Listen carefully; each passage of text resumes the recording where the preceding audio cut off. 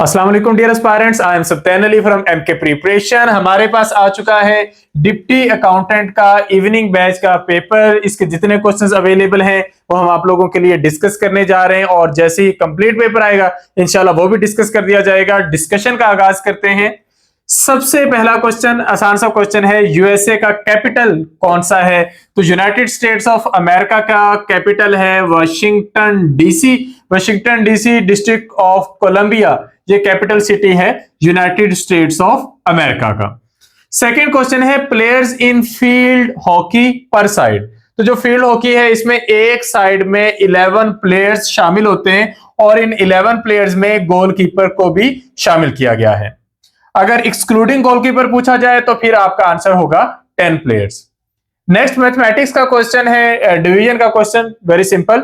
0.003 is divided by 0.02। तो यहां पर कैंडिडेट्स को जो कंफ्यूजन होगी वो डेसिमल्स की वजह से होगी।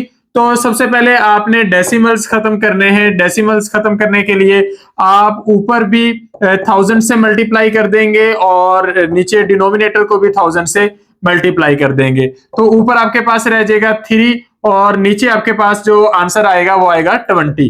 तो अब आपने इसको जब डिवाइड करना है आपके पास आपका आंसर आ जाएगा दैट इज 0.15। इसको आप इस तरीके से कर सकते हैं कि आप यहाँ पे 3 लिखेंगे, 20 लिखेंगे, 0 पॉइंट लगाएंगे, यहाँ पर 0 आ जाएगा, 21 आर 20, यहाँ पर 10 आंसर आ जाएगा, फिर 0 लगाएंगे, 25 आर 100। तो ये आपका क्वेश्चन सॉल्व।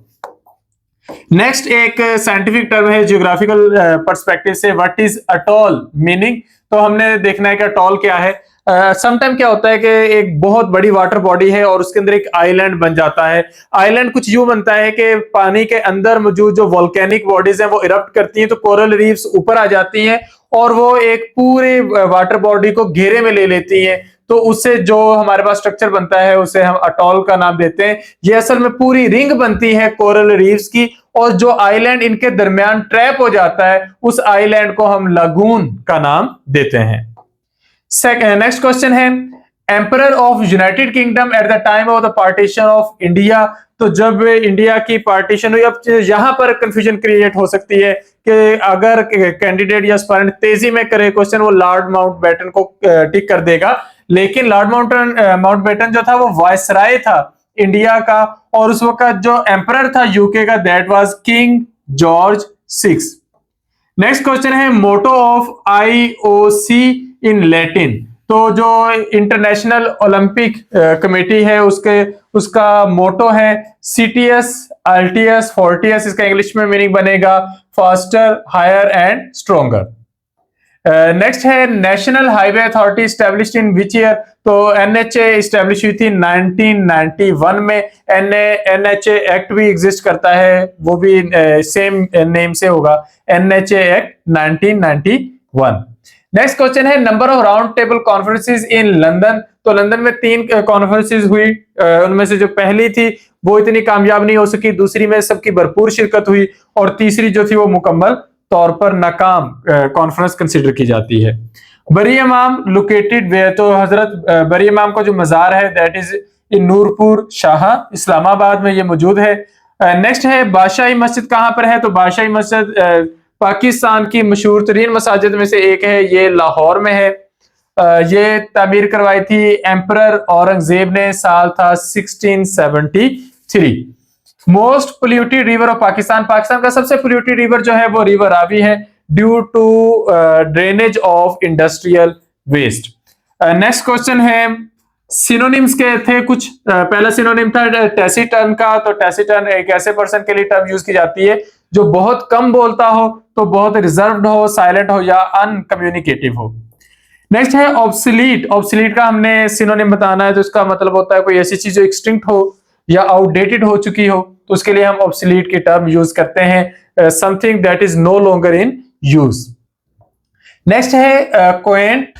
इसका हमने देखना है, इसका है चार्मिंग बट ओल्ड फैशन।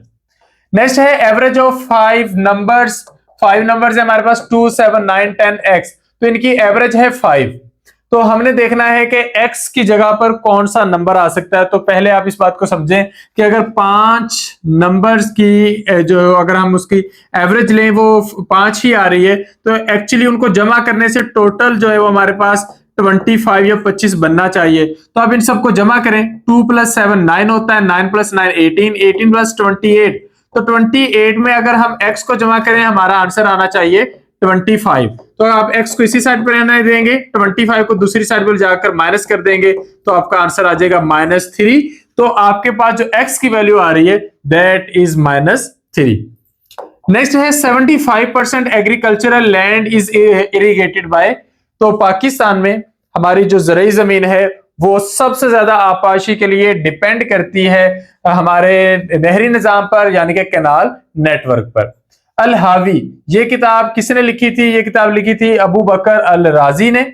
अल कायदा कहां बनी, इसके बारे में मुख्तलिफ तरह के ओपिनियंस है। ये बात समझी जाती है, कही जाती है कि इस ऑर्गेनाइजेशन का आगाज पाकिस्तान के शहर पेशावर में 1988 में हुआ था।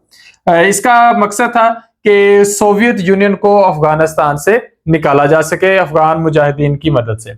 नेक्स्ट है कासिम जमरोट, ये प्रेसिडेंट हैं किस मुल्क के? तो ये प्रेसिडेंट हैं काज़ाकिस्तान के। बैतुल मुकद्दस किसने कंप्लीट किया था? तो बैतुल मुकद्दस हजरत सुलेमान अलैहिस्सलाम ने मुकम्मल किया था। Largest oil producer in the world, तो वेनेजुएला जो है ये दुनिया में सबसे ज्यादा ऑयल रिजर्व रखने वाला मुमालिक में शामिल है। लेकिन ऑयल प्रोडक्शन के हवाले से देखा जाए तो इसमें बहुत सारे मुमालिक हैं जो बड़ा नाम रखते हैं। रिसेंटली जो यूएस है ये बड़े ऑयल प्रोड्यूसर्स में अपना नाम पैदा कर रहा है।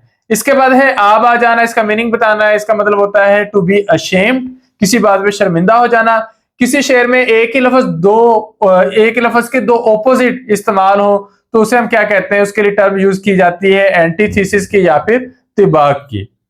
किबला की तब्दीली का हुक्म किस हिजरी में आया था? तो मुसलमानों का पहला किबला अव्वल बैतुल मुकद्दस ही था, लेकिन बाद में खाना काबा को यानी कि मस्जिदुल हराम को मुसलमानों का किबला करार दिया गया। तो यह हुक्म आया था 2nd हिजरी में और मंथ था शबान। इन विच बैटल डिड हजरत उमर रज़ियल्लाहु अन्हु hand over half his wealth? तो ये बड़ा मशहूर तरीन वाकया है कि एक जंग के मौके पर, जंगे तबूक के मौके पर मुसलमानों को माली इमदाद की जरूरत पड़ी तो हुजूर नबी अकरम सल्लल्लाहु अलैहि वसल्लम ने सहाबा कराम से अपील की। तो हजरत उमर फारूक रज़ियल्लाहु अन्हु ने अपनी कुल मालियत का आधा, यानी कि अपने कुल जितने भी असासे थे उनका आधा जंगे तबूक के लिए वक्फ कर दिया। और हजरत अबू बकर सिद्दीक रज़ियल्लाहु अन्हु ने अपनी सारी मालियत, अपने सारे असासे जंगे तबूक के लिए वक्फ कर दिए थे। तो ये बहुत मशहूर तरीन वाकया है। रिसाला असबाबे बगावते हिंद, ये किसने लिखा था? तो ये सर सैयद अहमद खान ने लिखा था। इसका मकसद ये था कि जो 1857 की जंग आजादी है उसमें सिर्फ मुसलमानों को मुजरम समझना असूली तौर पर गलत था, क्योंकि हिंदू क़यादत ने यह तासुर देना शुरू कर दिया था कि ये जंग टोटली मुसलमानों ने शुरू की थी। तो रिसाला असबाब बगावते हिंद लिखा था सर सैयद अहमद खान ने, ताकि अंग्रेजों और मुसलमानों के दरमियान जो गलत फहमियां हैं उनका अजाला हो सके और ये लिखा जा सके कि कौन से ऐसे असबाब थे कि ये जंग मुसलमानों के लिए नागुज़ीर हो गई थी।